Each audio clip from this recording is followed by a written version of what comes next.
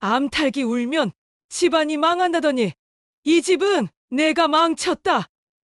진작에 쫓아냈어야 했어. 1976년 비 내리는 성북동 길가에서 저는 그릇 파편이 뺨에 박힌 채로 서 있었습니다.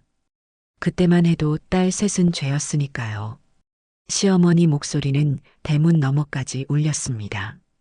유서 깊은 시댁의 기와 추녀 밑으로 후두득 떨어지는 빗방울 소리가 제 귓가를 때렸습니다. 마당 흙바닥은 이미 질퍽했고 세상은 온통 흐렸습니다. 아이들은 제 치마폭에 얼굴을 묻고 있었습니다. 첫째는 10살, 둘째는 8살, 셋째는 5살. 하얀 고무신을 신은 새 아이는 눈물이 무엇인지 아직 모르는 나이였지요. 엄마, 할머니가 왜 우리 보고 나가래? 첫째 딸 선이가 물었습니다. 그 아이는 이미 세상의 눈을 읽기 시작했습니다. 주변 동네 아주머니들이 대문 틈으로 들여다보던 시선, 반상회에서 수군거리던 목소리. 이미 모든 것을 느끼고 있었지요. 시아버지는 담뱃대를 턱턱 털며 마당에 서 있었습니다. 남편은 어디에도 없었습니다. 이마 위로 비가 흘러내렸지만 그는 움직이지 않았습니다. 종손대 끊어지게 생겼으니 이제 와서 무슨 말이 필요하겠냐. 그의 목소리는 바람 소리보다 작았습니다. 마치 오래된 라디오에서 들려오는 9시 뉴스처럼 담담했습니다. 뉴스는 늘 그렇게 누군가의 불행을 담담히 전했습니다. 이혼 도장 찍고 나가. 길게 볼 것 없다. 그 말에 제 무릎이 흔들렸습니다. 빨랫줄에 걸린 아이들의 옷이 바람에 펄럭였고 멀리서 확성기를 통해 울리는 새마을운동 방송 소리가 들렸습니다. 세상은 변함없이 돌아가고 있었습니다. 세상은 변함없이 돌아가고 있었습니다. 저는 천천히 대문 앞으로 걸어갔습니다. 세 딸의 손을 모두 잡을 수 없어 아이들은 서로의 손을 잡고 따라왔습니다. 저는 대문 밖 흙바닥에 무릎을 꿇었습니다. 퍽! 젖은 무릎이 지늘게 빠지는 소리였습니다. 제발, 아이들만이라도. 목소리가 나오지 않았습니다. 아이들의 학교는 어쩌고, 친구들은 어쩌고, 내일 아침 도시락은 어쩌고. 그때 동네 안악들이 수군거리기 시작했습니다. 저기 봐, 최신의 며느리 무릎 꿇었네. 딸만 셋 낳았으니 당연한 거지. 그래도 그렇지 요즘 세상에 그래도 대문 밖에 무릎 꿇이는 집안이 다 있네. 저는 우산도 없이 비를 맞고 있었습니다. 누가 부처님께 비는 것처럼 합장했는지도 모릅니다. 기억 속에서 그 순간은 여전히 젖어 있습니다. 그때 제 고무신 한 짝이 지늘게 빠져 다시는 찾을 수 없었습니다. 엄마 신발. 둘째 지선이가 말했지만 저는 알아듣지 못했습니다. 이미 세상의 소리가 들리지 않았으니까요. 소복을 적시는 빗소리만 남았습니다. 시어머니가 현관문에 서서 뭔가를 내던졌습니다. 처음에는 그게 무엇인지 알지 못했습니다. 나중에 보니 제가 시집올 때 가져온 다라이였습니다. 그 안에는 아이들 속옷 몇 벌과 학교 공책이 뒤섞여 있었습니다. 종갓집에서 딸만 낳은 년. 짐은 놔둘 수 없으니 당장 치워. 옆집 최씨 아주머니가 안타까운 눈길로 저를 봤지만 아무도 나서지 않았습니다. 그때 세상은 그런 세상이었습니다. 법보다 관습이, 정보다 체면이 더 컸던 시절이었지요. 저는 일어나 다라이를 끌어안았습니다. 그때 라디오에서 흘러나오던 노래가 아직도 귓가에 맴돕니다. 이미자의 동백아가씨였을까요? 아니면 나훈아의 잃어버린 정이었을까요? 세 딸은 말없이 제 치마폭을 붙잡고 있었습니다. 그런데 그 순간 가장 어린 셋째 아선이가 문득 시어머니를 향해 걸어갔습니다. 할머니, 엄마 울려서 미워요. 5살 아이의 목소리는 너무나 맑았습니다. 아이는 자신의 주머니에서 캐러멜 하나를 꺼내 나에게 내밀었습니다. 시어머니의 얼굴이 일그러졌습니다. 그 순간 시어머니의 눈에서 무언가가 지나갔습니다. 주저함이었을까요? 아니면 오래된 자신의 기억이었을까요? 그러나 그것은 바람처럼 지나갔고 시어머니는 문을 쾅 닫았습니다. 저는 세 딸의 손을 잡고 성북동 언덕길을 내려왔습니다. 한쪽 발은 고무신을 신고 다른 쪽은 맨발이었습니다. 그날 비는 그치지 않았습니다. 그날 밤 우리가 묵을 곳은 시장 근처 허름한 여인숙이었습니다. 천장의 백열전구는 깜빡거렸고 방바닥은 차가웠습니다. 그곳에서 저는 맹세했습니다. 아이들을 절대 포기하지 않겠다고, 내 딸들을 절대 굶기지 않겠다고. 엄마, 배고파요. 셋째의 목소리에 저는 다라이에서 신문지를 꺼내 펼쳤습니다. 그 속에는 아침에 쪄놓았던 찐빵 한 개가 남아 있었습니다. 세 조각으로 나누면서 제 눈에서 눈물이 떨어졌습니다. 그날 밤 셋째가 자면서 중얼거렸습니다. 엄마, 내일은 국밥 먹을 수 있어요? 그 말 한마디가 제 가슴을 찔렀습니다. 국밥이라 아이들이 가장 좋아하던 음식이었습니다. 시어머니가 명절 때마다 끓여주던. 갑자기 머릿속에 생각이 스쳤습니다. 국밥, 그래 국밥. 다음 날 아침 저는 여인숙 주인에게 물었습니다. 이 근처에 국밥집들 있는 시장이 어디 있나요? 주인 할머니는 고개를 갸웃거렸습니다. 광장시장 가게, 거기 국밥골목 있어. 근데 새댁이 왜? 저는 대답 대신 웃기만 했습니다. 아마 그때 제 눈빛은 결의에 차 있었을 겁니다. 그날부터 새로운 삶이 시작되었습니다. 딸만 셋 낳았다고 버림받은 제가 세상을 향해 첫 발을 내딛는 순간이었습니다. 시장 안에서 양은 솥 하나를 주었습니다. 낡고 바닥에 기스가 많았지만 국을 끓이기에는 충분했습니다. 이제부터는 제가 국밥을 끓여야 했으니까요. 국밥으로 세 딸을 먹여 살리겠습니다. 그날 저는 종이에 이렇게 적어 쪽방 벽에 붙였습니다. 세상을 향한 제 작은 선언이었습니다. 광장시장 구석, 천막 하나 치고 양은 솥을 걸었습니다. 그날은 1976년 5월 전국적으로 가뭄이 들었던 날이었습니다. 라디오에서는 달러가 480원을 넘어섰다는 뉴스가 흘러나왔고 사람들은 모두 허리띠를 졸라매던 시절이었지요. 아줌마, 거기서 뭘 하는 거요? 시장 입구에 생선 아주머니가 물었습니다. 손에는 칼이 들려 있었고 앞치마는 생선 비늘로 번들거렸습니다. 국밥 팔려고요. 제 목소리는 마른 바람처럼 가늘었습니다. 그러자 아주머니는 껄껄 웃었습니다. 부잣집 며느리가 국밥을 판다고? 그 손으로 어떻게 시장 국밥을 끓인다고? 제 손을 보니 정말 하얗고 깨끗했습니다. 시집살이 할 때도 손은 늘 고왔으니까요. 하지만 그것도 잠시 양은 솥을 만지는 순간 뜨거운 통증이 전해졌습니다. 첫 화상의 기억입니다. 아이고, 손대었네. 조심해야지. 생선 아주머니는 얼음을 한 덩어리 건네줬습니다. 차가운 얼음이 데인 살에 닿자 시원했습니다. 제가 할 수 있어요. 저는 중얼거렸습니다. 셋째가 주워온 양은 솥을 닦으며 또 한 번 중얼거렸습니다. 해야만 해요. 처음 끓인 국밥은 형편없었습니다. 무는 너무 질겨 씹을 수 없었고 고기는 너무 질겨 국물에 맛을 내지 못했습니다. 설상가상으로 소금을 너무 많이 넣어 짤기까지 했지요. 그날은 손님이 단 한 명도 없었습니다. 두 딸들은 학교를 마치고 돌아와 제 앞에 앉았습니다. 셋째는 국밥 냄새를 맡으며 눈을 반짝였습니다. 엄마, 이거 먹어도 돼요? 아이들은 그 짠 국밥을 한 그릇씩 비웠습니다. 단 한마디 불평도 없이 말이죠. 첫째는 심지어 엄마 국밥이 최고예요라며 엄지손가락을 세웠습니다.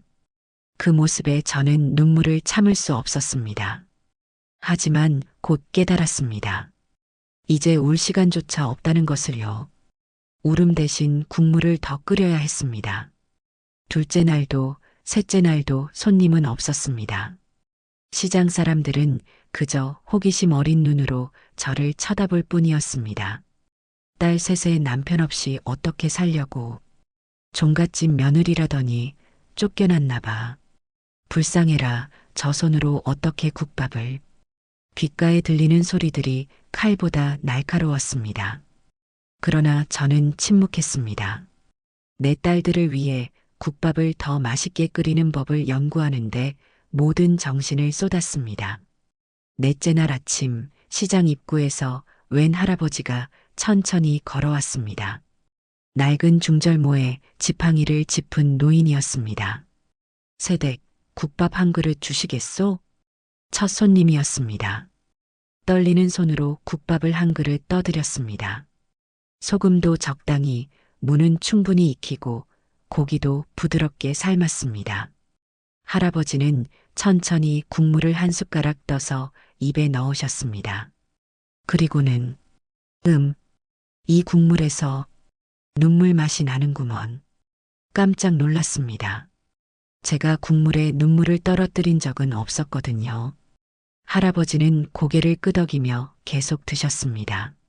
새댁, 국밥은 그냥 끓이는 게 아니야. 정성으로 끓이는 거야. 이 국물의 새댁에 젊은 어머니의 정성이 드러나 있구먼. 할아버지는 그릇을 비우고 돈을 내셨습니다. 그리고 지팡이를 짚고 일어서며 말씀하셨습니다. 내일도 올 테니 국밥 끓여놓게. 그 말 한마디가 제 삶을 바꿨습니다. 다음 날부터 손님이 하나둘 늘어났습니다. 시장 상인들도 점심시간에 한 그릇씩 먹으러 왔습니다. 아주머니, 국밥 맛있네요. 내일도 올게요. 아이고, 무가 정말 부드럽네. 비법이 뭐예요? 이 시래기는 어디서 구했어? 씹는 맛이 좋네. 국밥 맛에 대한 칭찬은 많았지만 그보다 더 많은 것은 질문이었습니다. 남편은 어디 있어요? 애들 아빠는 왜 안 보이나? 혼자서 어떻게 장사하고 애들 키워요? 그런 질문들에 저는 대답하지 않았습니다. 그저 미소 지으며 국밥을 더 맛있게 끓이는데 집중했지요. 어느 날 국민학교 선생님이 가장 방문을 찾아오셨습니다. 첫째 선희의 담임 선생님이셨죠. 선희 어머니. 선희가 학교에서 공부를 아주 잘해요. 선생님은 국밥을 드시면서 이야기를 이어가셨습니다. 그런데 요즘 도시락을 안 싸와서요. 다른 아이들이 좀 놀린다고 하더군요. 저는 그 말에 가슴이 무너졌습니다. 시간이 없어 도시락을 제대로 챙겨주지 못했던 거지요. 아침부터 국밥을 끓이다 보면 아이들 도시락은 뒷전이 되곤 했으니까요. 죄송합니다. 앞으로는 꼭. 교장 선생님은 손을 저으셨습니다. 아니, 그게 아니라 선희가 대단해서 말씀드리는 겁니다. 어제 장문 시간에 우리 엄마의 국밥이란 글을 썼는데 전교생이 다 울었답니다.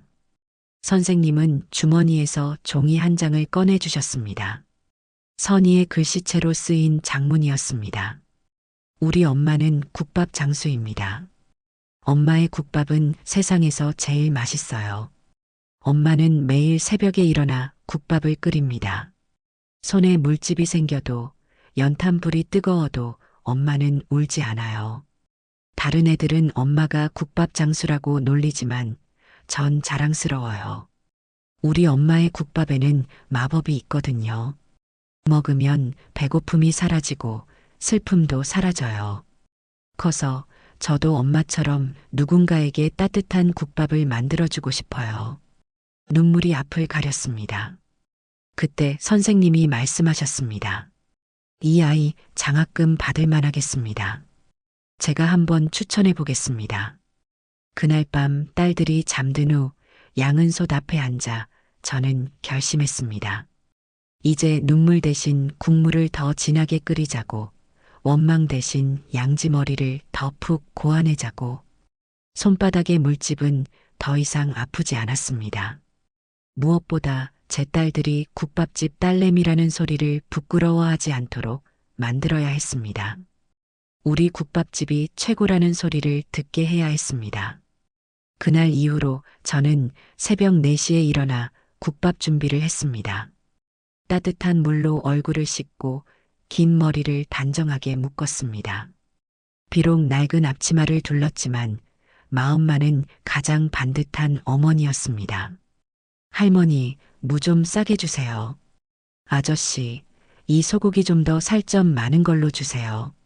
저는 이제 시장 상인들에게 당당히 말을 걸 수 있게 되었고, 그들도 조금씩 저를 알아보며 가끔은 좀 더 싼 값에 재료를 내주기도 했습니다.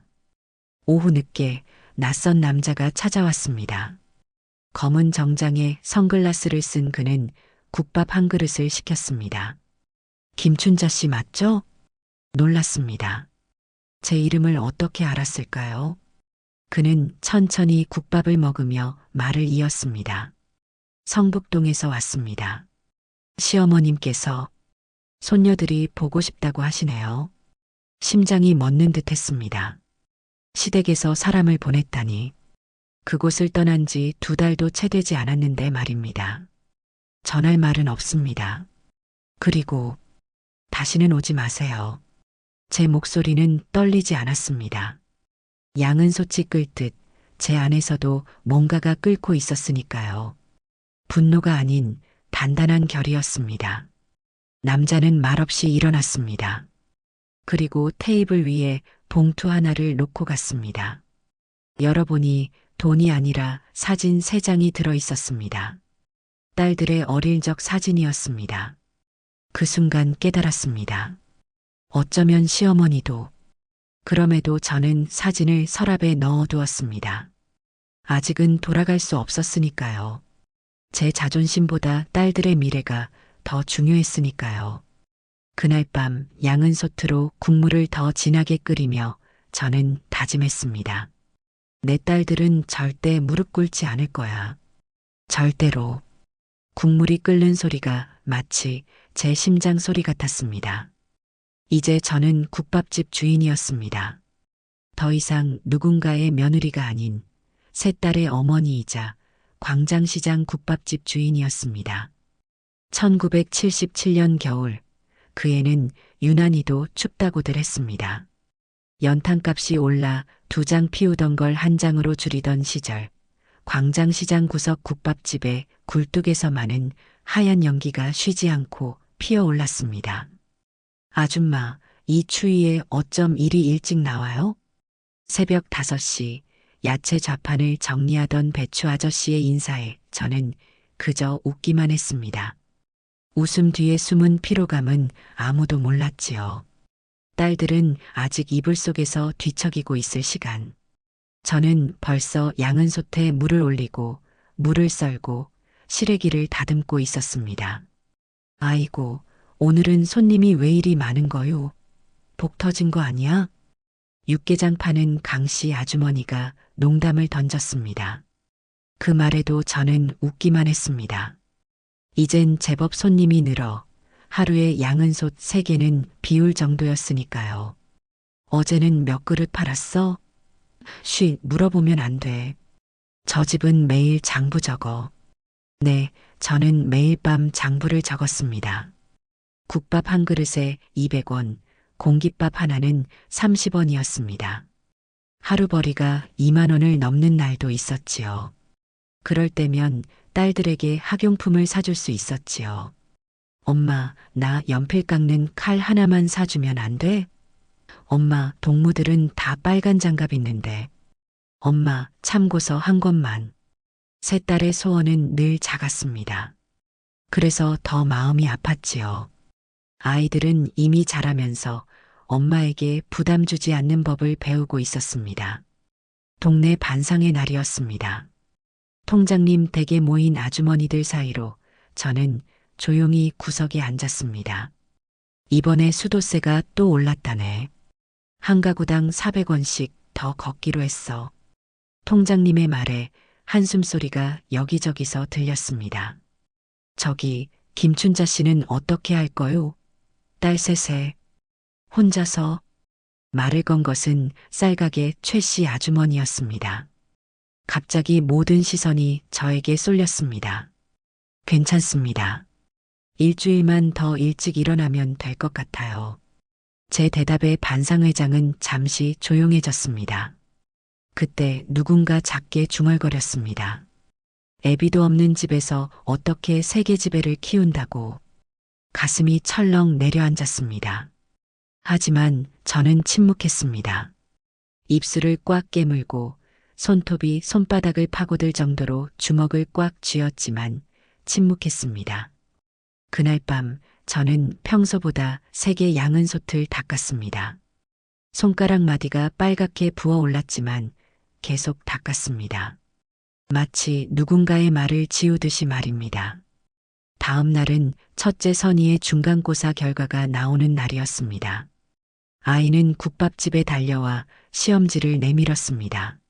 엄마, 1등이야. 국어 100점, 산수 98점. 모든 과목이 90점이 넘었습니다. 선희의 눈에는 자부심이 가득했습니다.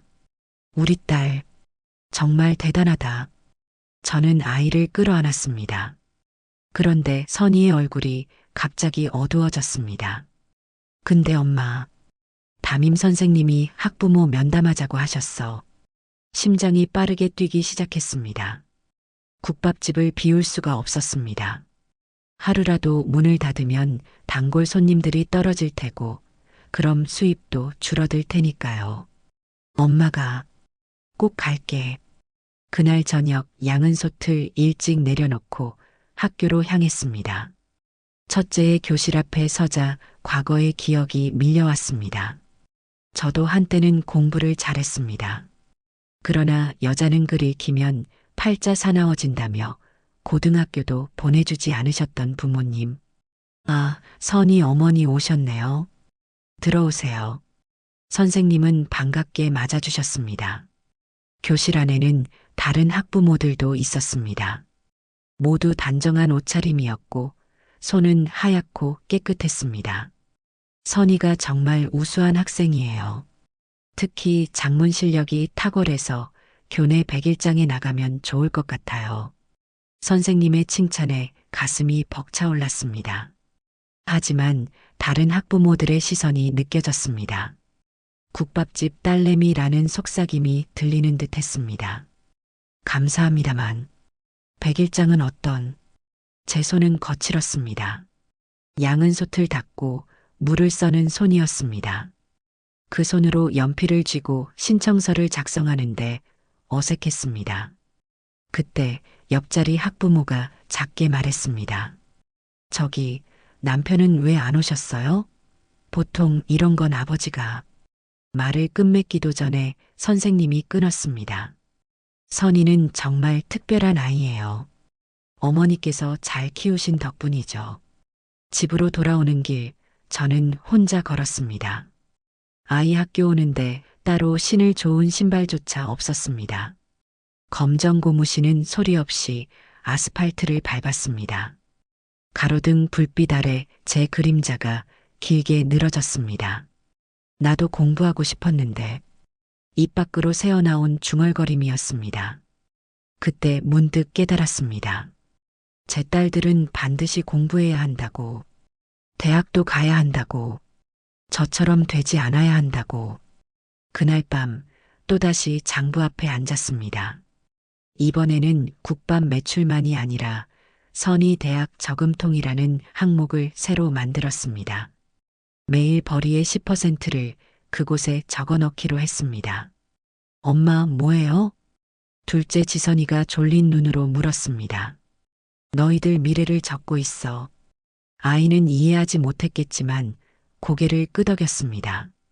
그리곤 옆에 앉아 장부를 구경했습니다. 엄마, 나도 나중에 장사할 거예요?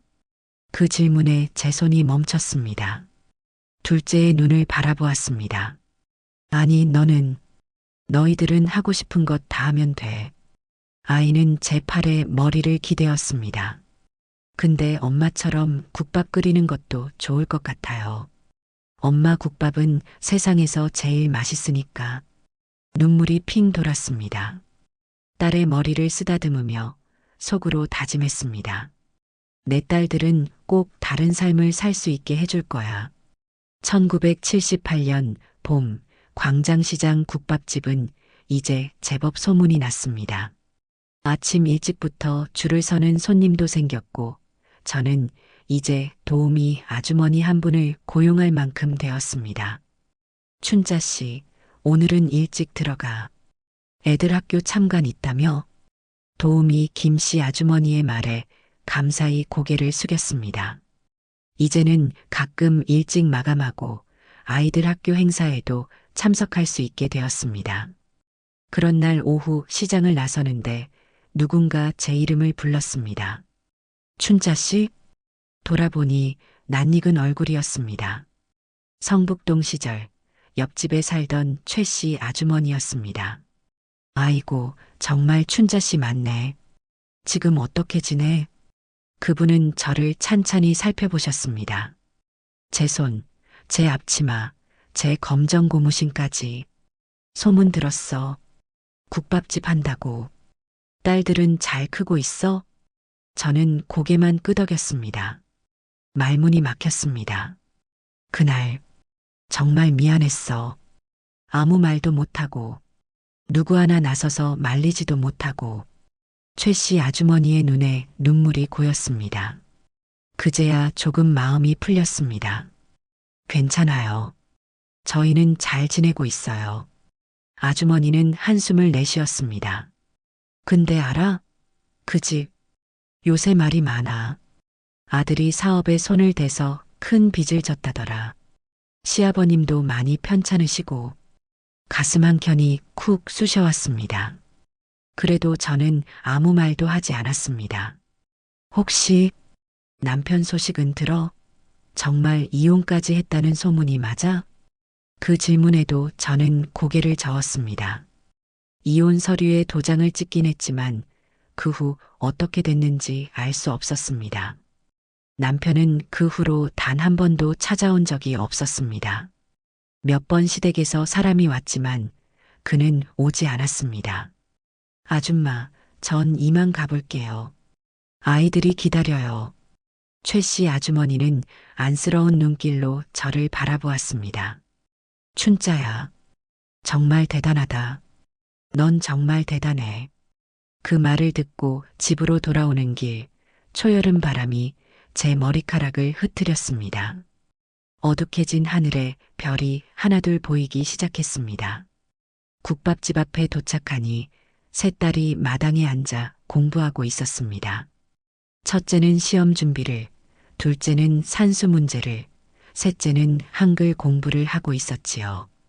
그 모습을 보니 가슴이 뭉클해졌습니다. 저는 소리 없이 그들 뒤에 섰습니다. 제 그림자가 아이들을 덮었고 셋째가 먼저 알아챘습니다. 엄마다. 아이들이 달려와 안겼습니다. 그 순간 깨달았습니다. 침묵은 약함이 아니라 강함이었다는 것을. 제 침묵이 이 세 아이들을 지켜주고 있다는 것을. 오늘 저녁은 뭐 먹을까? 제가 물었습니다. 셋째가 신이 나서 외쳤습니다. 국밥. 엄마 국밥이 세상에서 제일 맛있어요. 그날 밤 양은 솥에 국물을 끓이며 저는 생각했습니다. 아직 갈 길이 멀었지만 적어도 이제 누구에게도 무릎 꿇지 않을 힘이 생겼다고. 그 힘은 바로 이 세 딸이라고. 불씨가 환하게 타오르며 양은 솥 밑을 데웠습니다. 마치 제 가슴 속에서 타오르는 희망처럼 말입니다. 엄마, 나 대학 갈래요. 1980년 가을, 셋째 아선이가 국밥집 안에서 불쑥 말했습니다. 이제 국민학교 2학년이었습니다. 옷깃에는 항상 애국조 배지가 반짝였지요. 그래, 가야지. 우리 아선이는 꼭 대학 가야지. 저는 국자로 국물을 젓다 말고 대답했습니다. 유리창 너머로 가을 하늘이 높고 푸르렀습니다. 라디오에서는 김추자애님은 먼 곳에가 흘러나오고 있었지요. 선생님이 그러는데 요즘은 여자도 대학 많이 간대요. 그리고 여학생 특별장학금도 있대요. 아선이는 신문지로 만든 공책에 열심히 뭔가를 적고 있었습니다. 그 종이는 제가 국밥 포장할 때 쓰고 남은 것들이었습니다. 아이는 그걸 모아 풀로 붙여 공책을 만들었지요. 우리 딸들은 다 대학 보낼 거야. 걱정 마. 대답은 쉬웠지만 마음은 무거웠습니다. 첫째 선이는 중학생이 되어 제법 의젓해졌고 둘째 지선이는 내년이면 국민학교 졸업을 앞두고 있었습니다. 곧 대학 학비가 필요할 때가 올 테고 지금 버는 돈으로는 턱없이 부족했습니다. 그날 밤 셋째가 잠든 후 녹슨 철제 상자를 열었습니다. 그 안에는 대학 저금통이라고 적힌 봉투가 있었습니다. 조금씩 모은 돈이었지만 대학 등록금의 절반도 안 되는 액수였습니다. 어떡하지? 걱정하는데 첫째 선이가 조용히 다가왔습니다. 이미 어른의 눈빛을 가지고 있었습니다. 엄마, 내 장학금 받을 수 있어. 걱정 마. 그 아이는 엄마의 마음을 읽는 듯 했습니다. 선이는 학교에서 항상 1등을 놓치지 않았고 장문대회에서도 여러 번 상을 탔습니다. 나 서울대 갈 거야. 법대. 선이의 말에 가슴이 뭉클해졌습니다. 법대라. 사람들의 억울함을 풀어주는 곳. 아마도 그 아이는 엄마의 무릎 꿇었던 기억을 지우고 싶었나 봅니다. 그럼 나는 의대 갈래. 갑자기 둘째 지선이가 끼어들었습니다. 언제 와서 듣고 있었는지 잠옷 차림으로 문간에 서 있었습니다. 왜 의대야? 제가 물었습니다. 지선이는 눈을 반짝이며 대답했습니다. 아픈 사람 고쳐주려고. 엄마 손 대었을 때 약도 발라주고. 세 딸들의 꿈이 이렇게 자라고 있었습니다. 마치 국밥 속 무처럼 하루하루 익어가고 있었지요. 다음 날 아침 여느 때처럼 새벽 4시에 일어났습니다. 그런데 부엌에 이미 불이 켜져 있었습니다. 첫째 선이가 양은 솥에 물을 올리고 있었습니다. 선이야, 왜 벌써 일어났어? 아이는 미소를 지었습니다. 엄마 좀 도와주려고요. 이제 저도 할 수 있어요. 가슴이 찡했습니다. 큰아이는 이미 어른의 손이 되어 있었습니다. 손끝은 참고서를 넘기다 종이에 베인 자국이 있었고 손바닥은 양은 솥을 닦아 거칠어져 있었습니다. 공부해야지. 학교 가기 전에 공부하는 시간이잖아. 선이는 고개를 저었습니다. 공부는 학교에서 해요. 집에선 엄마 도와야죠. 그 말이 제 마음에 깊이 박혔습니다. 아이들이 너무 일찍 어른이 되고 있었습니다. 제가 원치 않았던 방향으로요. 오늘부터 엄마 혼자 할게. 너희들은 공부에만 집중해. 세 딸은 반대했지만 저는 단호했습니다. 그날부터 딸들의 도움을 거절했습니다. 비록 더 힘들었지만 그것이 제가 엄마로서 할 수 있는 유일한 선물이었으니까요. 그해 겨울, 큰 눈이 내렸습니다. 도로는 꽁꽁 얼었고 연탄길은 더 미끄러웠습니다. 그날 아침 연탄 10장을 지고 언덕을 오르다 넘어졌습니다. 무릎이 깨지고 손목이 접질렸습니다. 큰일 났네. 이러다 장사 못하겠어. 이웃 할머니의 말에 눈물이 핑 돌았습니다. 하루라도 가게 문을 닫으면 손님들은 다른 집으로 갈 테고 그럼 수입이 끊길 테니까요. 그날 저녁 세 딸이 학교에서 돌아와 저를 발견했습니다. 붕대감은 손과 다리를 보고 놀란 표정이었지요. 엄마, 왜 그랬어요? 왜 혼자서?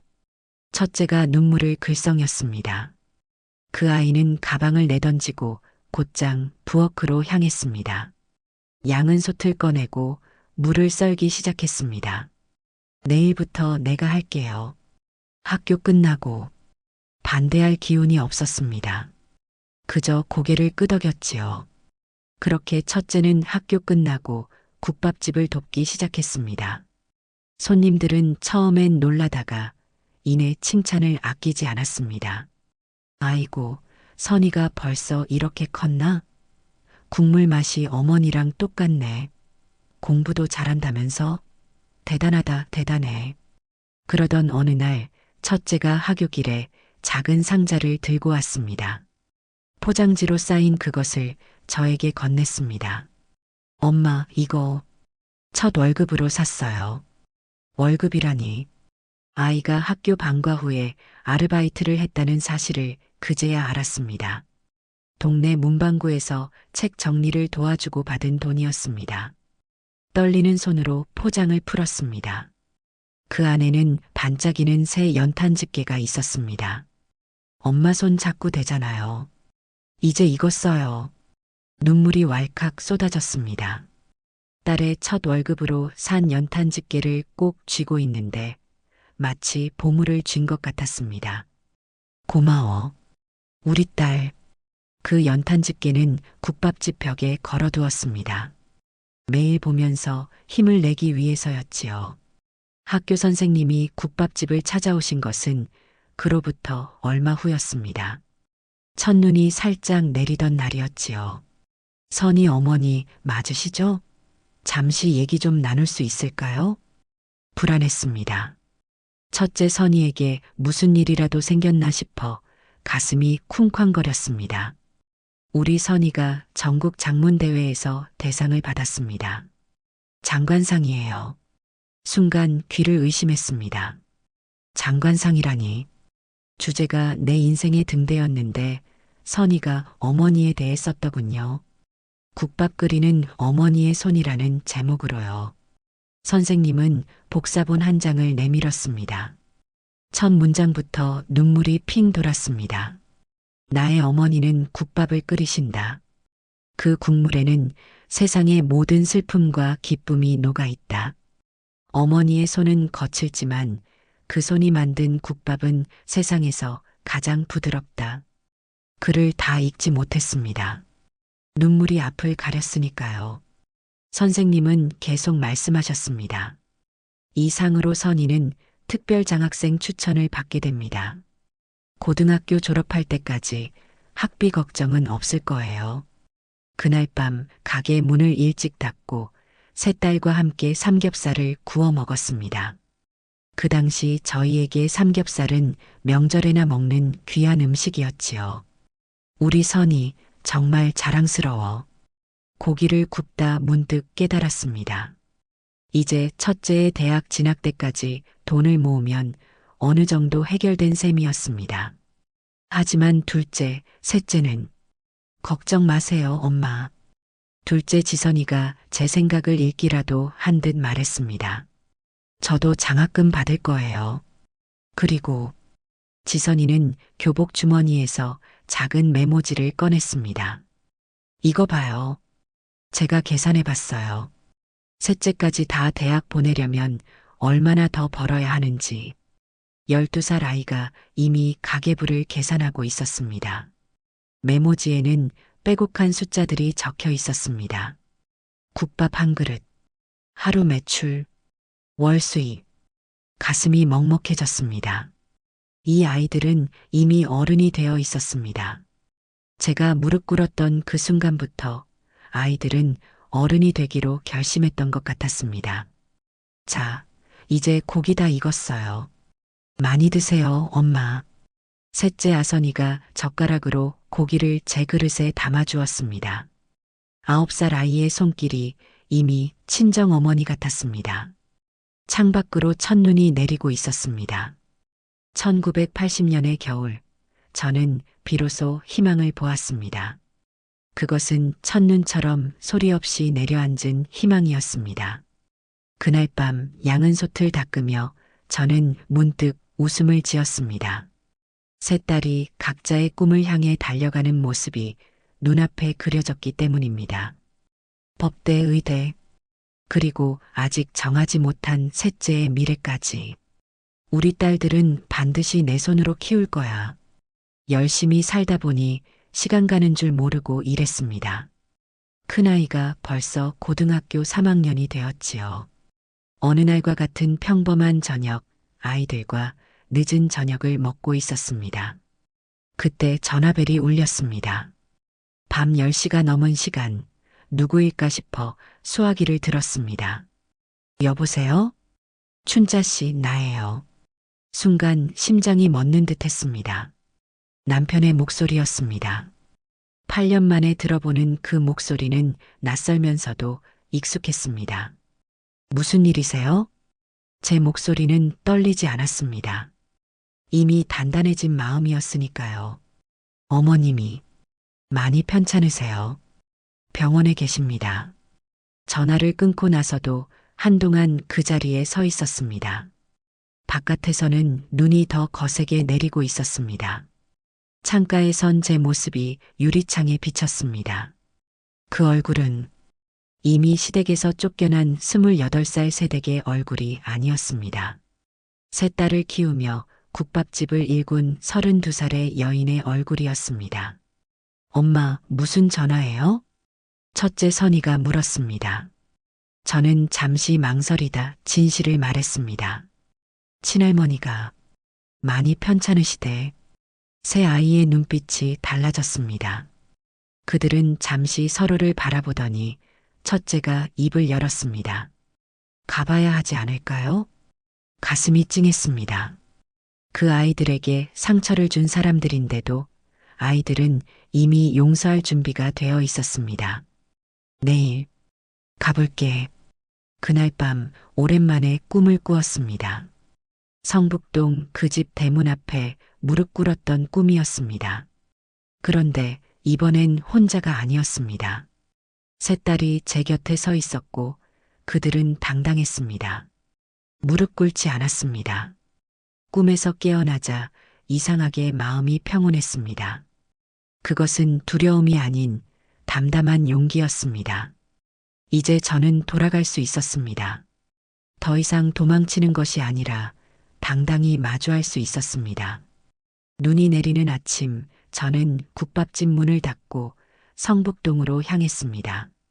1984년 1월의 공기는 얼음장같이 차가웠습니다. 병원에 도착하니 70년대 중반에 지어진 시멘트 건물이 회색 하늘 아래 더욱 음침해 보였습니다.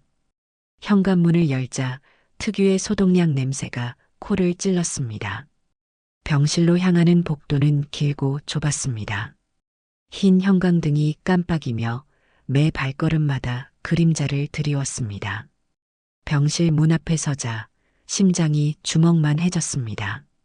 문을 열기 전 저는 깊게 숨을 들이쉬었습니다. 이제 더는 무릎 꿇지 않을 것이라고 스스로에게 다짐했습니다. 누구세요? 문을 열자 낯선 여자가 물었습니다. 아마도 간병인이거나 다른 친척인 듯 했습니다. 옆에는 시아버지가 앉아 계셨습니다. 8년 만에 뵙는 시아버지의 머리카락은 완전히 하얗게 변해 있었고 그 등은 한없이 구부정했습니다. 저예요.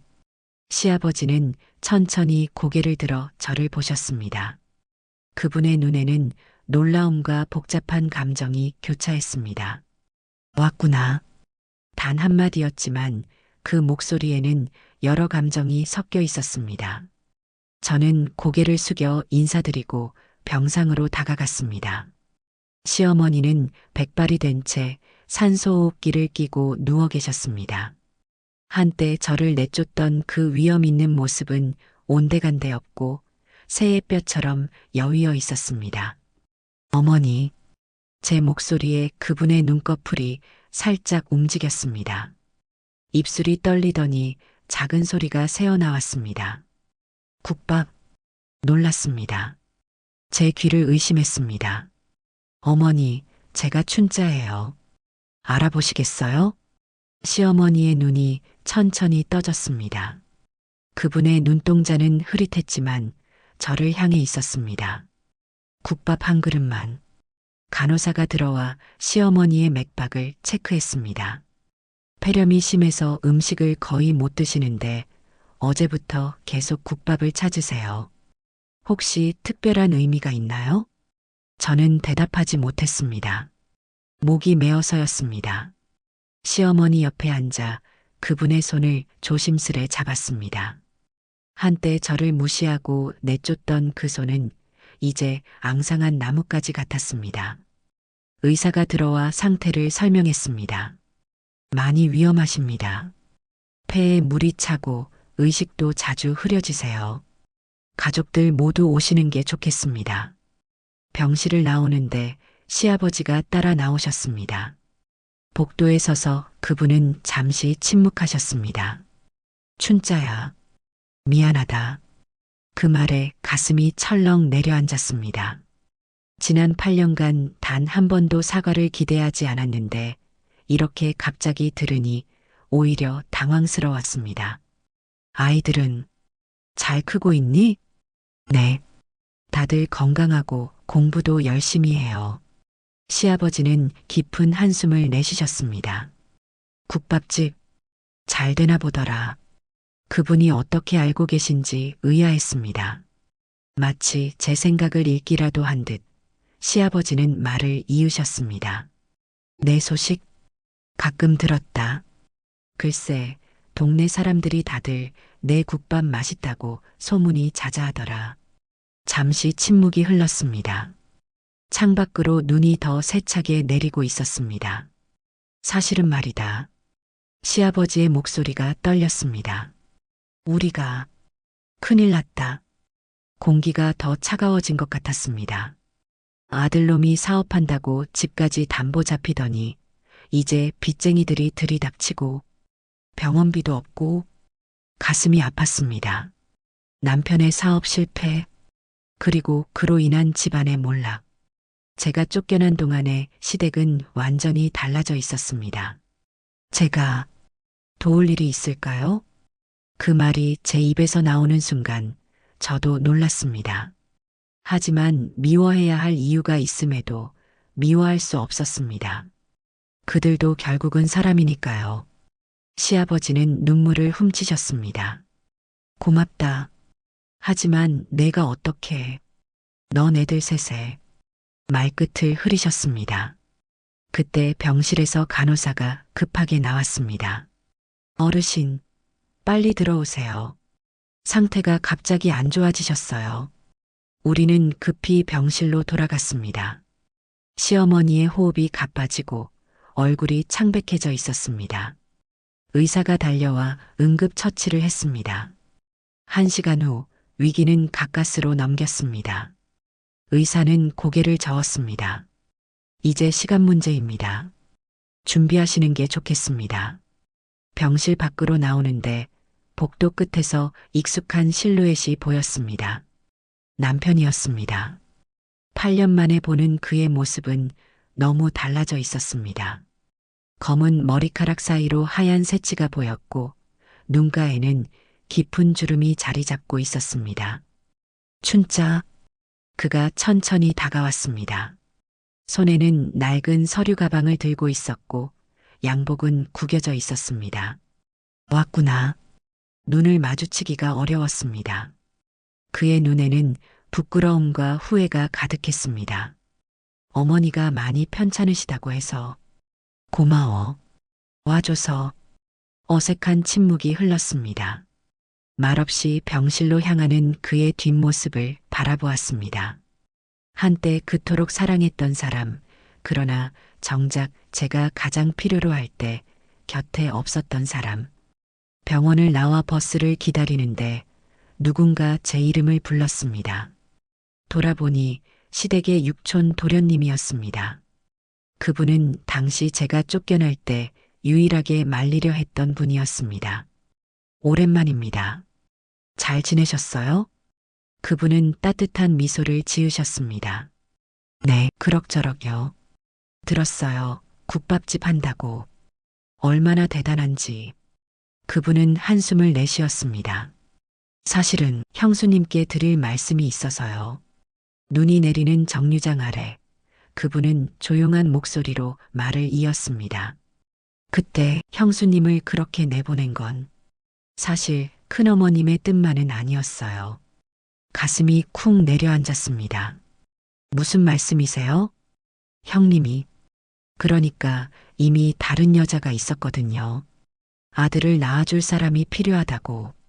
세상이 흔들리는 듯 했습니다. 숨을 쉴 수가 없었습니다. 그래서 핑계를 만든 거예요. 딸만 셋이라는. 버스가 도착했지만 저는 움직일 수 없었습니다. 도련님은 조용히 말을 이었습니다. 근데 이제 그 여자도 떠났어요. 빚더미에 앉으니까. 형님이 이젠 정말 혼자예요. 아무 말도 할 수 없었습니다. 8년간 품어온 원망과 상처가 한순간에 다시 터져 나올 것 같았습니다. 형수님, 화나시죠? 당연해요. 하지만 도련님은 주머니에서 낡은 편지 한 통을 꺼냈습니다. 이건 큰어머님이 쓰신 편지예요. 형수님에게 전해달라고. 작년부터 계속 부탁하셨는데 용기가 없어서 떨리는 손으로 편지를 받았습니다. 봉투에는 춘자에게라고 적혀 있었습니다. 읽어보세요. 큰어머님은 많이 후회하고 계세요. 버스는 떠났고 저는 여전히 정류장에 서 있었습니다. 편지를 열어볼 용기가 나지 않았습니다. 집으로 돌아가는 길, 눈은 계속 내렸고 가슴은 복잡한 감정으로 가득 찼습니다. 국밥집에 도착하니 김씨 아주머니가 걱정스러운 표정으로 기다리고 있었습니다. 어이구, 춘자야. 큰일 났어. 가슴이 철렁했습니다. 아이들이요? 아니, 아이들은 괜찮아. 근데 아까 사람들이 왔었어. 양복 입은 사람들이 빚 독촉하러 왔다더라. 놀랐습니다. 제게 무슨 빚이 있단 말입니까? 무슨 소리예요? 그 사람들 말로는 내 남편. 아니, 전 남편 빚이라는데. 이혼하기 전에 내가 보증을 섰다나 아니면 서명을 위조했거나. 다리에 힘이 풀렸습니다. 의자에 털썩 주저앉았습니다. 그 사람들 명함 두고 갔어. 내일 다시 온대. 명함을 보니 대한금융이라고 적혀 있었습니다. 전 남편이 제 이름으로 보증서를 위조했다니. 어떻게 이런 일이. 저녁이 되어 딸들이 학교에서 돌아왔습니다. 첫째는 내일이면 대학 입시를 위한 모의고사가 있다고 했고, 둘째는 교내 과학경시대회에서 상을 탔다고 자랑했습니다. 셋째는 새 참고서를 사고 싶다고 조르고 있었지요. 아이들의 얼굴을 보니 갑자기 눈물이 왈칵 쏟아질 것 같았습니다. 이 아이들에게 어떻게 이런 일이 생겼다고 말할 수 있을까요? 겨우 안정을 찾아가던 우리 가족인데. 엄마, 할머니는 어떠셨어요? 첫째 선이가 물었습니다. 많이 편찮으셔. 아이들에게 모든 걸 말해야 할지 망설여졌습니다. 시댁의 몰락, 남편의 배신, 그리고 이 빚 문제까지. 할머니가 너희들 보고 싶어 하셨어. 그것만 말했습니다. 아직은 아이들에게 더 큰 짐을 지울 수 없었습니다. 우리도 한번 가볼까요? 둘째 지선이가 조심스레 제안했습니다. 놀랐습니다. 아이들이 시댁을 방문하고 싶어 할 거라고는 생각하지 못했습니다. 정말 가보고 싶어? 셋 딸은 서로 눈빛을 교환하더니 고개를 끄덕였습니다. 엄마가 힘든 건 알지만 할머니가 돌아가시기 전에 한 번은 봐야 할 것 같아요. 첫째의 말에 가슴이 뭉클해졌습니다. 이 아이들은 언제 이렇게 성장했을까요? 그날 밤 아이들이 모두 잠든 후 시어머니의 편지를 열었습니다. 누렇게 바랜 편지지에는 떨리는 글씨체로 적힌 문장들이 있었습니다. 춘자야, 이렇게 편지로나마 용서를 빌 수밖에 없어 부끄럽구나. 나도 한때는 너처럼 시댁에서 홀대받은 며느리였다. 그때의 아픔을 너에게 고스란히 물려준 것 같아 가슴이 아프다. 사실 나도 딸만 셋을 낳았었지. 시아버지 위독하실 때 전처의 아들을 내 소생으로 올린 거였어. 그 아이가 바로 너의 남편이지. 그런데 내가 왜 너에게 그런 아픔을 주었는지 용서해다오. 이제 와서 이런 말이 무슨 소용이 있겠냐만. 내 딸들 정말 잘 컸다더구나. 한 번만 보고 싶구나. 내가 잘못했다. 정말 잘못했다. 편지를 읽는 내내 눈물이 멈추지 않았습니다. 시어머니도 저와 같은 아픔을 겪었다니. 그런데 왜 저에게 같은 아픔을 주셨을까요? 다음 날 아침 문을 두드리는 소리에 일어났습니다. 검은 양복을 입은 두 남자가 서 있었습니다. 오춘자 씨 맞으십니까? 대한금융에서 나왔습니다. 위협적인 태도로 그들은 2천만 원의 빚을 독촉했습니다.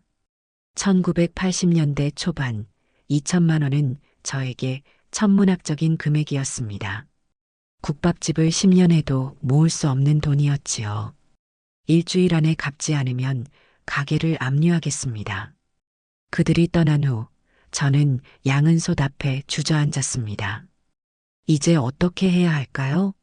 모든 것을 잃을 위기에 처했습니다.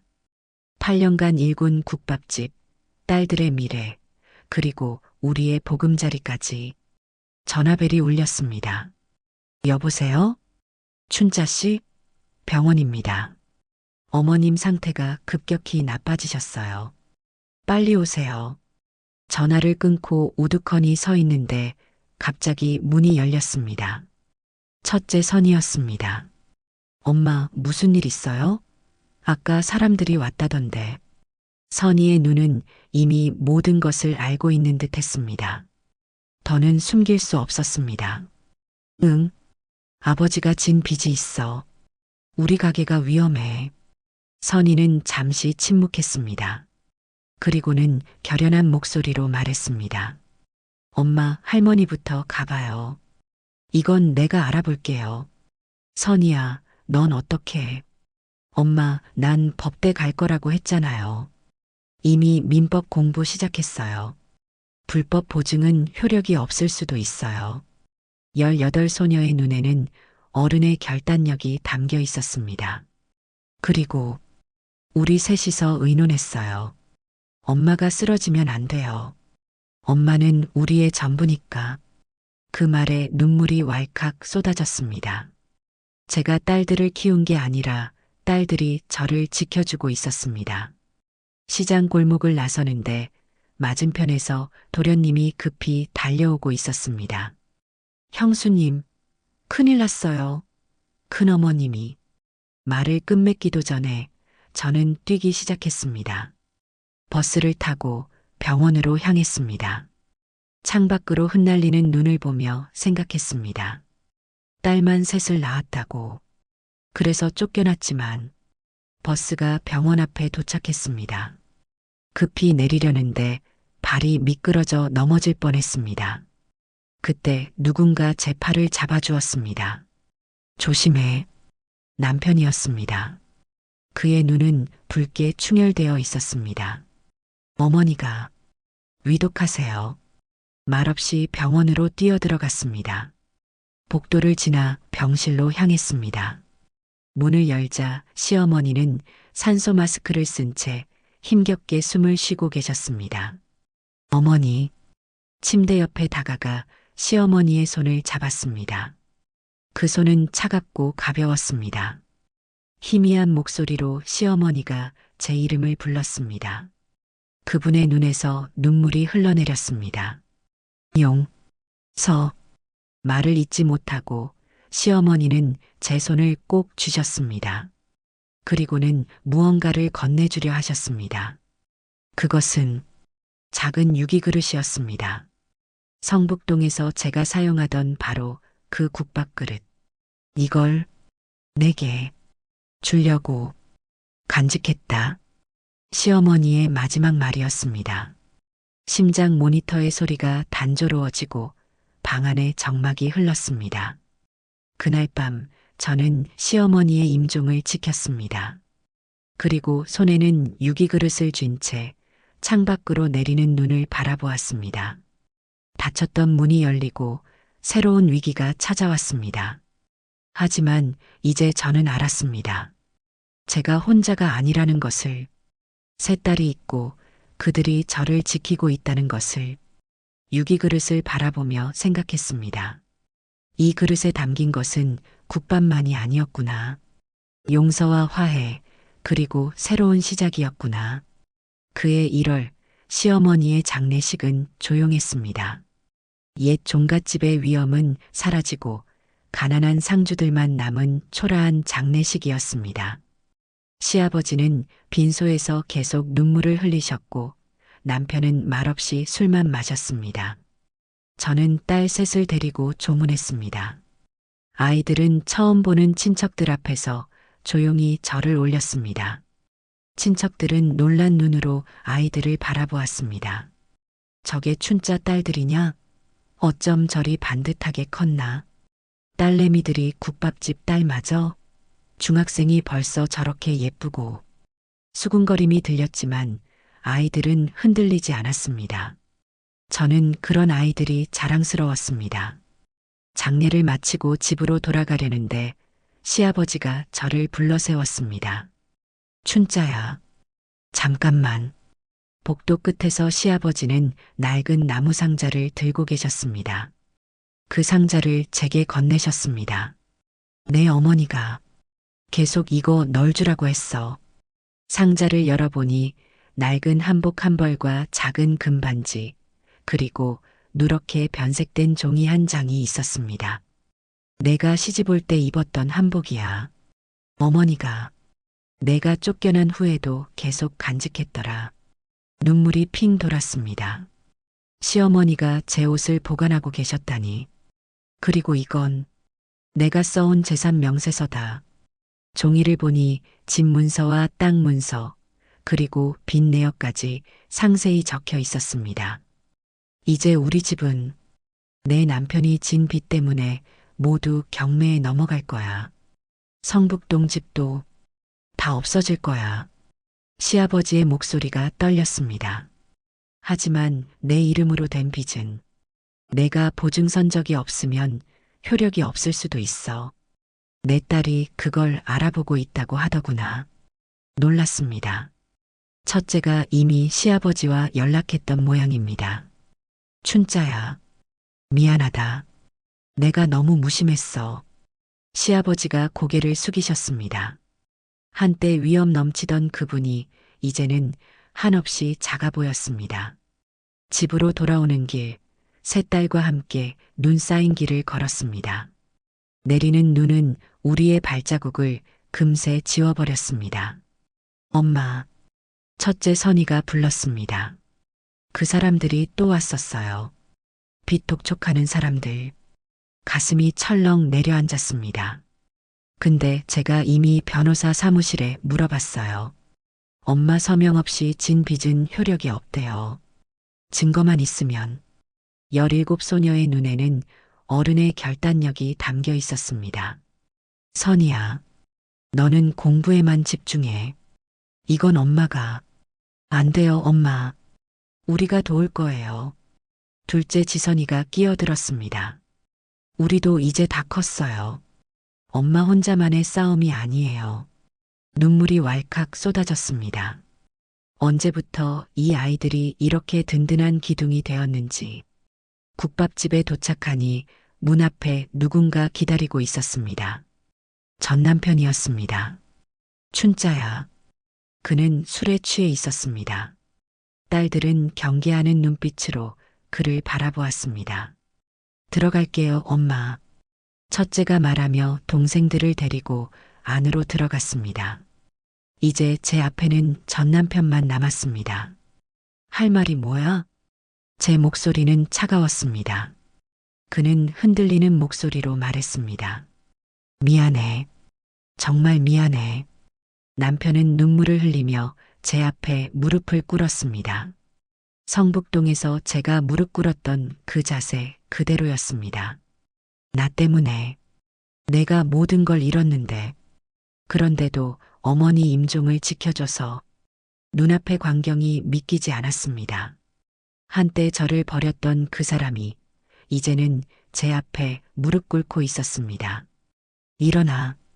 제 목소리는 단호했습니다. 무릎 꿇지 마. 그건 아무것도 해결하지 못해. 그는 천천히 일어났습니다. 눈물로 범벅이 된 얼굴이었습니다. 난 정말 형편없는 남편이었어. 그래, 넌 나쁜 남편이었어. 솔직하게 말했습니다. 더는 숨길 필요가 없었습니다. 하지만 지나간 일이야. 이제 중요한 건 딸들이야. 여전히 사랑이 남아 있었는지 미움뿐이었는지 저도 알 수 없었습니다. 하지만 하나는 확실했습니다. 이제 우리는 다른 사람이 되어 있다는 것. 춘자야, 나도 도울게. 빚 문제, 내가 해결할게. 그의 말에 희망이 보였습니다. 하지만 한편으로는 불안했습니다. 그가 또 다른 실수를 하지 않을까 하는 두려움이 있었습니다. 어떻게? 네. 인감증명서가 있어. 내 이름으로 위조된 서명. 그걸 증명할 수 있어. 남편의 말에 깜짝 놀랐습니다. 그도 자신의 잘못을 인정하고 바로잡으려는 의지가 보였습니다. 알았어. 하지만 딸들에게 더 이상 상처 주지 마. 그는 고개를 끄덕였습니다. 그리고는 주머니에서 작은 봉투를 꺼냈습니다. 이건 내가 가지고 있던 마지막 돈이야. 많진 않지만 봉투 안에는 현금 50만 원이 있었습니다. 1980년대 초반 적지 않은 금액이었습니다. 고마워. 하지만 돈보다는 딸들에게 아버지가 되어줘. 그날 밤 남편은 국밥집 옆 작은 방에서 묵었습니다. 딸들은 처음엔 아버지를 경계했지만 시간이 지나면서 조금씩 마음을 열기 시작했습니다. 다음 날 아침 검은 양복을 입은 사람들이 다시 찾아왔습니다. 오춘자 씨, 기한이 지났습니다. 이제 가게를 압류하겠습니다. 그때 남편이 나섰습니다. 잠깐만요. 제가 오춘자 씨 남편입니다. 이 빚은 불법입니다. 남편은 서류 뭉치를 꺼냈습니다.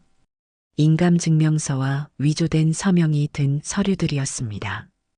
이건 제가 다른 사람을 시켜 위조한 겁니다. 제 아내는 아무것도 모릅니다. 저는 놀라서 말을 잇지 못했습니다. 남편은 자신의 죄를 공개적으로 인정하고 있었습니다. 증거가 여기 있습니다. 만약 계속 독촉하신다면 이 증거를 가지고 경찰에 고발하겠습니다. 검은 양복의 사람들은 잠시 당황했습니다. 그들은 서로 눈빛을 교환하더니 이내 물러났습니다. 일주일 안에 확인하겠습니다. 하지만 증거가 틀리다면 그들이 떠난 후 저는 남편을 바라보았습니다. 왜 그런 짓을? 그때는 다른 여자가 있었어. 아들을 낳아줄 거라고 했는데 그래서 내 이름으로 돈을 빌렸던 거야. 솔직한 고백에 가슴이 아팠습니다. 하지만 또 한편으로는 마음이 가벼워졌습니다. 이제 모든 진실이 밝혀졌으니까요. 어쨌든 고마워. 딸들은 학교에 가고 저는 국밥을 끓이기 시작했습니다. 남편은 옆에서 물을 썰고 연탄을 갈았습니다. 위태로운 화해의 시작이었습니다. 1년 후 시장에서 웬 할머니가 찾아왔습니다. 나이 지긋한 할머니는 천천히 국밥집 안으로 들어왔습니다. 춘자 아가 있소? 낯선 목소리에 고개를 들었습니다. 처음 보는 할머니였습니다. 제가 춘자입니다만. 할머니는 저를 유심히 살펴보더니 미소를 지었습니다. 내 어머니 친구였어. 옛날에 내 엄마가 시집 올 때 함께했던. 깜짝 놀랐습니다. 저의 친정 어머니는 제가 10살 때 돌아가셨습니다. 어머니의 친구를 만나는 건 정말 오랜만이었습니다. 어머니 친구분이세요? 어떻게? 내 어머니가 살아계셨으면 지금쯤 널 얼마나 자랑스러워 하셨을까. 딸 셋 키우며 여기까지 왔으니. 할머니의 말에 눈물이 핑 돌았습니다. 어머니가 늘 그러셨어. 우리 춘자는 뭐든 할 수 있는 아이라고. 내 이름 춘자가 봄의 아이라는 뜻이잖니. 내 어머니가 널 낳고 지은 이름이야. 어머니에 대한 기억이 물밀듯이 밀려왔습니다. 10살 때 돌아가신 어머니, 그리고 시집간 후로는 친정과도 멀어진 저였습니다. 어머니가 그렇게 말씀하셨어요? 할머니는 고개를 끄덕였습니다. 그리고 이건 내 어머니가 남긴 거야. 내가 시집갈 때 주려고 했던 것인데 그때 주지 못했어. 국밥 비법. 내 어머니가 직접 쓴 거야. 내 국밥이 그렇게 맛있다는 소문을 들었는데 아마 어머니의 손맛을 닮았나 보구나. 왜 이제서야? 목이 메어 말을 잇지 못했습니다. 할머니는 깊은 한숨을 내쉬었습니다. 널 찾았지. 시집간 후에도 찾았단다. 하지만 시댁에서 거절했어. 이젠 우리 집 사람이니 상관 말라고. 성북동에서 쫓겨났다는 소식도 뒤늦게 들었고, 이제야 겨우 널 찾았구나, 춘자야. 요리책을 펼쳐보니 어머니의 필체로 빼곡히 적힌 조리법들이 있었습니다. 무국, 소고기국, 그리고 맨 마지막 페이지에는 춘자에게라고 적힌 짧은 편지가 있었습니다. 사랑하는 딸아, 나는 내가 훌륭한 어머니가 될 것을 안다. 내 손맛은 나보다 더 좋을 테니 이 책은 그저 나의 마음을 전하는 것일 뿐이다. 어떤 어려움이 와도 굴하지 마라. 너는 봄처럼 언제나 새로 피어날 수 있는 아이니까. 눈물이 하염없이 흘렀습니다. 10살 때 잃은 어머니의 목소리가 귓가에 들리는 것 같았습니다. 할머니는 제 손을 잡았습니다. 내 어머니는 널 늘 지켜보고 있을 거야. 그리고 지금 내 딸들처럼 반듯한 아이들을 키운 너를 보면 얼마나 자랑스러워 하실까. 그날 저녁 국밥집은 특별한 손님들로 가득 찼습니다. 할머니는 동네 노인들을 모셔왔고 남편은 처음으로 가게 일을 도왔습니다. 딸들은 학교에서 돌아와 반찬을 나르고 그릇을 닦았습니다. 이 국밥 정말 맛있구먼. 내가 어렸을 때 어머니가 끓여주시던 맛이야. 할아버지 한 분이 감탄하셨습니다. 손님들 사이로 웃음소리가 퍼졌고 가게는 활기찼습니다. 문득 시어머니가 생각났습니다. 그분도 이런 모습을 보고 싶어 하셨을까요? 유기그릇을 손에 쥐고 돌아가시기 전 그분의 눈에는 어떤 마음이 담겨 있었을까요? 갑자기 문이 열리고 시아버지가 들어오셨습니다. 모두가 놀란 눈으로 바라보는 가운데 그분은 조용히 구석 자리에 앉으셨습니다. 국밥 한 그릇만 주게. 시아버지의 목소리는 떨렸습니다. 저는 천천히 국밥 한 그릇을 담았습니다. 그리고 시어머니가 제게 남긴 바로 그 유기그릇에 담았습니다. 시아버지 앞에 국밥을 내려놓자 그분의 눈에 눈물이 고였습니다. 이 그릇, 어머니가 내게 준 거구나. 네, 마지막에 주셨어요. 시아버지는 천천히 국물을 한 숟가락 떠서 입에 넣으셨습니다. 그리고는 눈물을 흘리셨습니다. 맛있구나. 내 어머니 솜씨를 닮았어. 놀랐습니다. 시아버지가 제 친정 어머니를 알고 계셨다니. 내 어머니, 옛날에 우리 동네 국밥집에서 일하셨지. 내가 젊었을 때 그 집 국밥을 즐겨 먹었단다. 처음 듣는 이야기였습니다. 어머니가 국밥집에서 일하셨다니. 그때 맛을 잊지 못했어.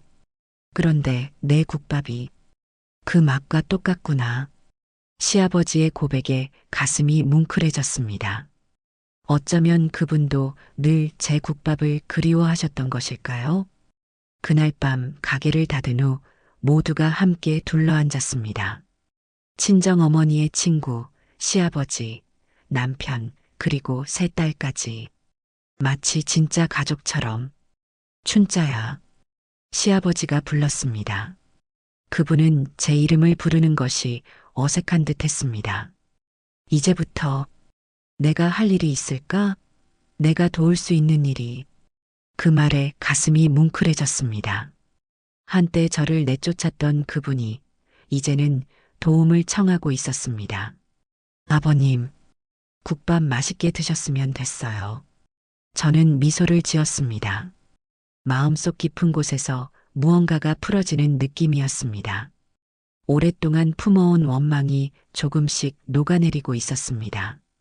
춘자야. 어머니 친구분이 다정하게 불렀습니다. 어머니 친구분이라니. 뭐라고 불러야 할지. 제가 머뭇거리자 그분이 빙그레 웃으셨습니다. 그냥 이모라고 불러다오. 내 어머니와 나는 그렇게 가까웠으니까. 이모. 어릴 적 불러봤던 그 호칭이 몇십 년 만에 다시 입에서 나왔습니다. 내 어머니가 늘 하던 말이 있어.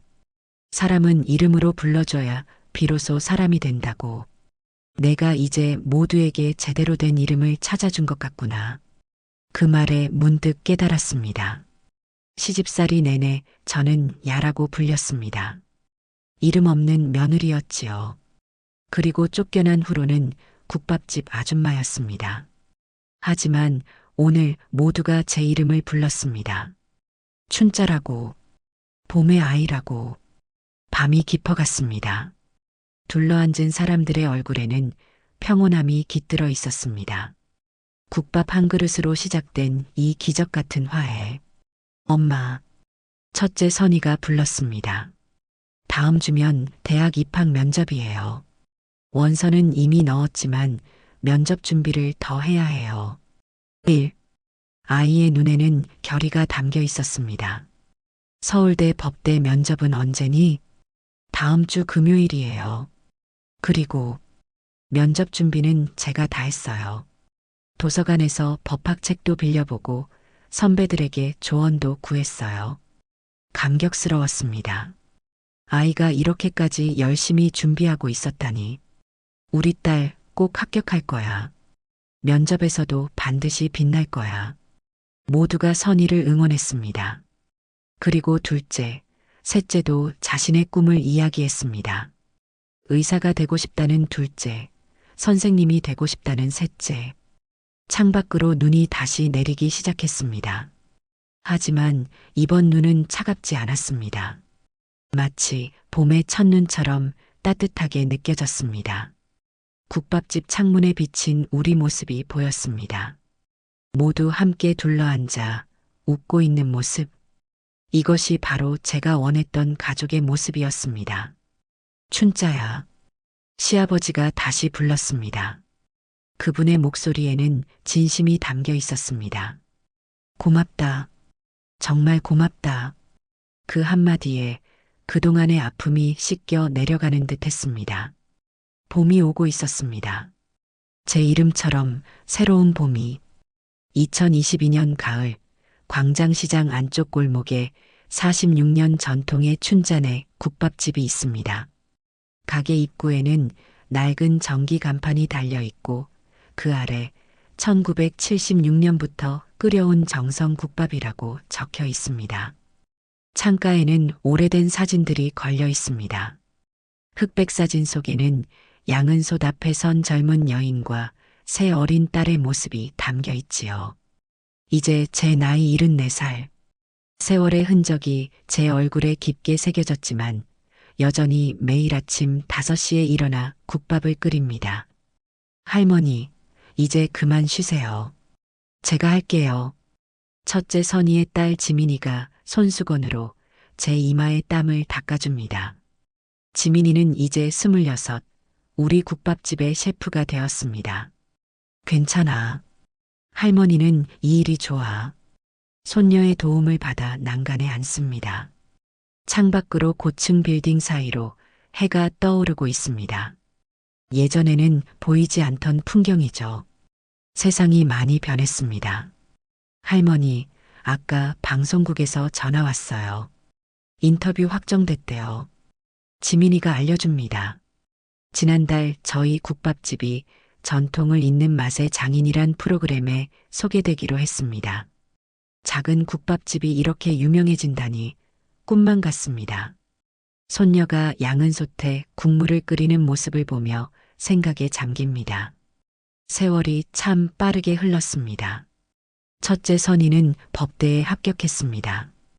19소녀의 꿈이 현실이 된 순간이었지요. 손에 든 합격 통지서를 보며 세 딸과 함께 펑펑 울었던 기억이 납니다. 둘째 지선이도 의대에 합격했습니다. 그 아이는 성적 장학금을 받아 학비 걱정 없이 공부할 수 있었습니다. 막내 아선이는 교육대학에 진학했습니다.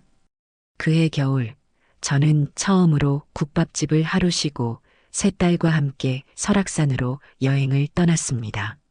눈 덮인 산을 오르며 우리는 함께 꿈을 꾸었습니다. 엄마, 성북동에서 무릎 꿇던 날부터 딱 14년이 지났어요. 첫째 선이가 말했습니다.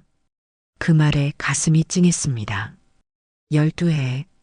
그 세월이 어떻게 흘렀는지도 모르게 지나갔습니다. 1990년대 딸들은 각자의 자리에서 빛나기 시작했습니다.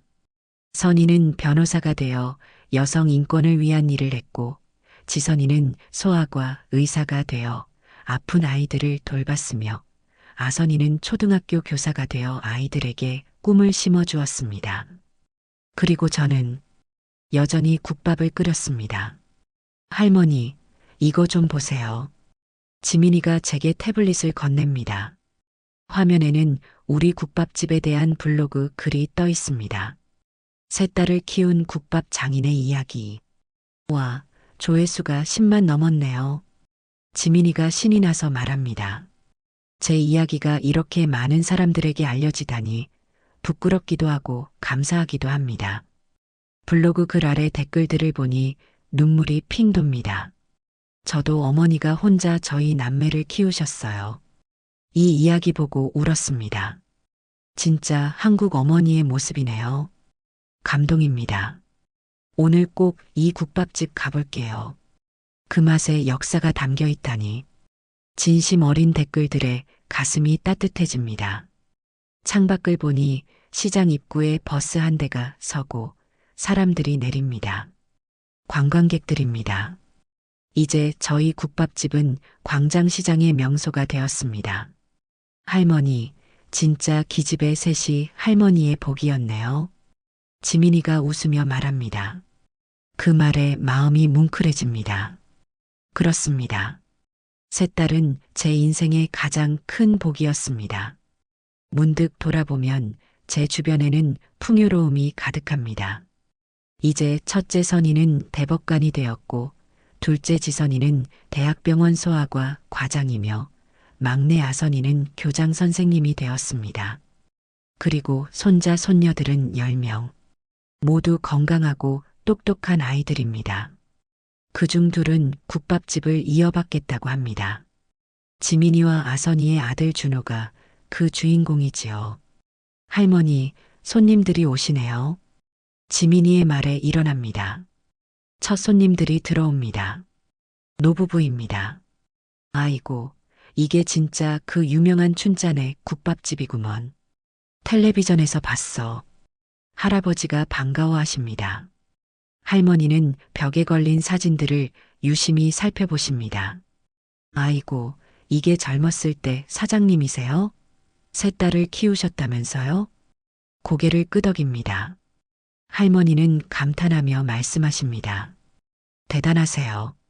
우리 시대엔 그게 얼마나 힘들었겠어요. 저도 딸만 둘인데 시댁에서 얼마나 구박받았는지 공감의 눈빛을 나눕니다. 같은 시대를 살아온 여성들의 무언의 연대감 같은 것이 느껴집니다. 국밥 2그릇 주세요. 할아버지가 말씀하십니다. 저는 직접 국자를 들고 국물을 떠옵니다. 시어머니가 남겨주신 유기그릇에 담아 내드립니다. 이 그릇 참 귀한 거네요. 할머니가 알아보십니다. 유기그릇은 이제 낡았지만 여전히 윤기가 흐릅니다.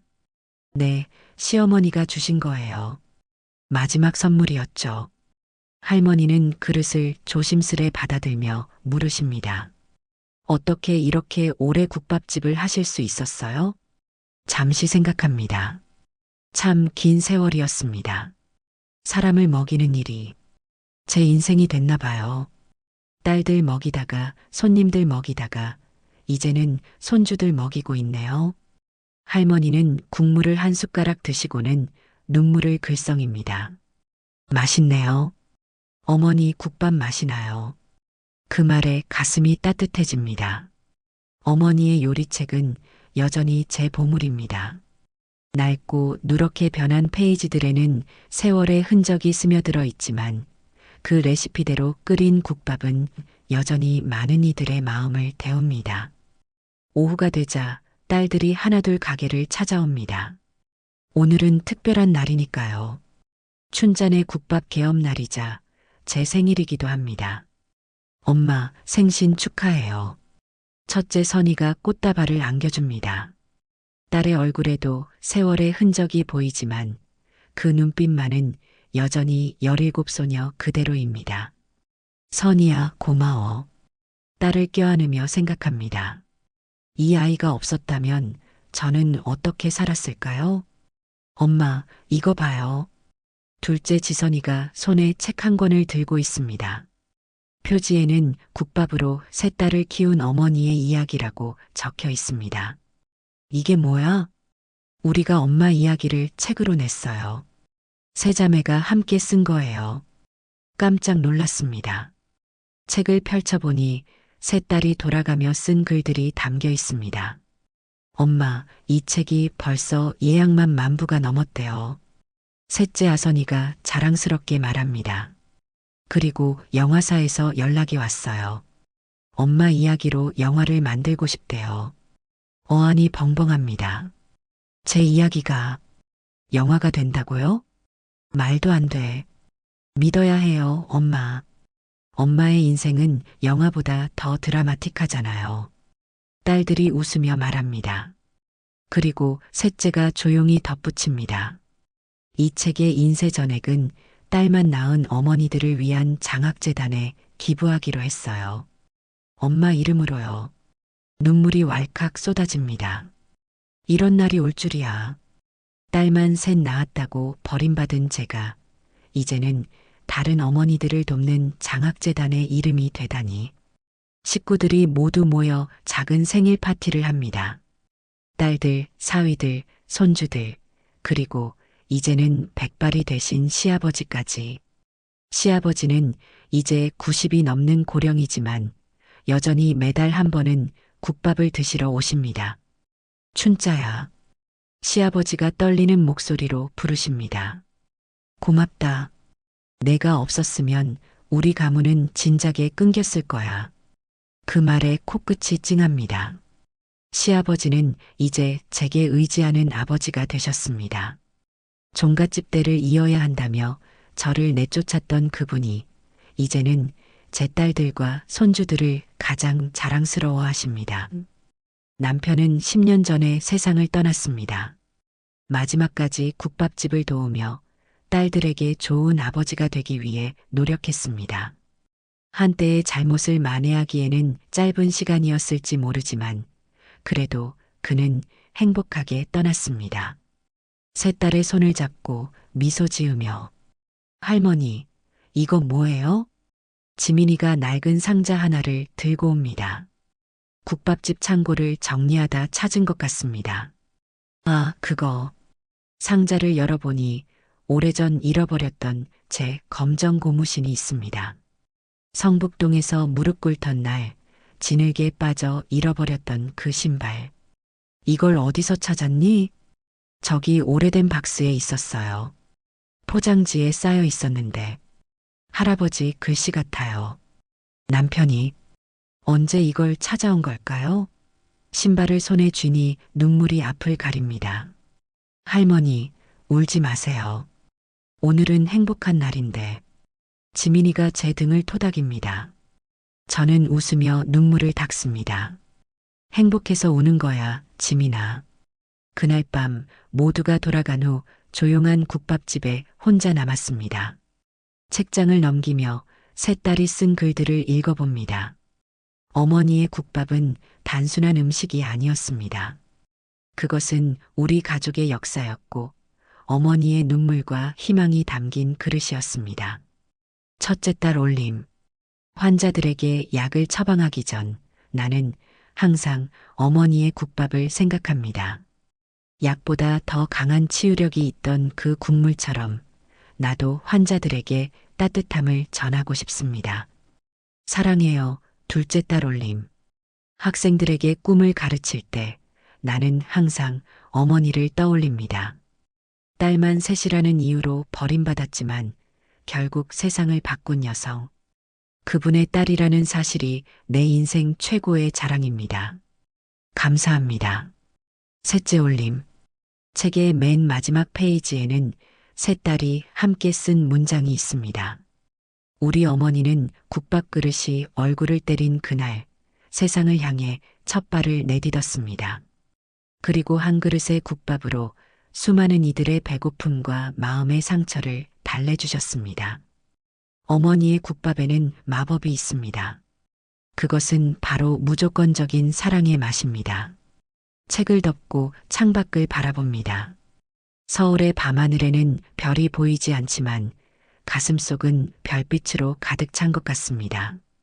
오래된 라디오에서는 이미자의 동백아가씨가 흘러나옵니다. 시어머니가 좋아하셨던 노래지요. 가게 한 구석에 놓인 시어머니의 사진을 바라봅니다. 그분도 행복해하고 계실까요? 내일이면 또 새벽 5시에 일어나 국밥을 끓여야 합니다.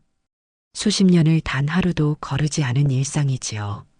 하지만 이제는 지민이와 준호가 함께합니다. 제 삶이 이어지는 것 같아 마음이 뿌듯합니다. 낡은 앨범을 꺼내 펼쳐봅니다. 흑백 사진 속에는 세 딸의 성장 과정이 담겨 있습니다.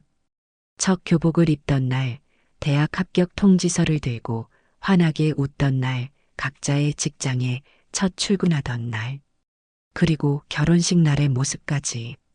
시집 가던 날, 세 딸 모두 제게 같은 말을 했습니다. 엄마, 제가 받은 사랑을 이제 다른 이에게 전할게요. 그것이 바로 제가 원했던 것이었습니다. 사랑의 대물림. 창밖으로 새벽이 밝아옵니다.